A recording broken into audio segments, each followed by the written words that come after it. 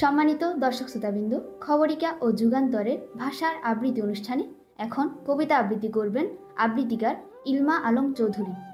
কাঁদতে আসিনি, ফাঁসির দাবি নিয়ে এসেছে মাহবুবুল আলম চৌধুরী। এখানে যারা প্রাণ দিয়েছে রমনার ঊর্ধ্বমুখী কৃষ্ণচূড়ার তলায়, যেখানে আগুনের ফুলকির মতো এখানে ওখানে জ্বলছে অসংখ্য রক্তের ছাপ, সেখানে আমি কাঁদতে আসিনি। আজ আমি শোকে বিহল নই, আজ আমি ক্রোধে উন্মুক্ত নই, আজ আমি প্রতিজ্ঞায় অবিচল।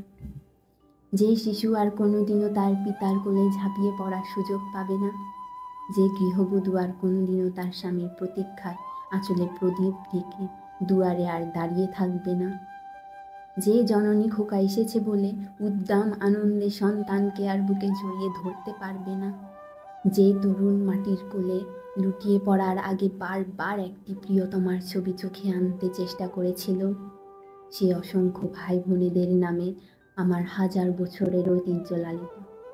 যে ভাষায় আমি মাকে সম্বোধনে অভ্যস্ত, সে ভাষায় ও স্বদেশের নামে। এখানে এই বিশ্ববিদ্যালয় উন্মুক্ত প্রাঙ্গণে আমি তাদের ফাঁসির দাবি নিয়ে এসেছি, যারা আমার অসংখ্য ভাই বোনকে নির্বিচারে হত্যা করেছে।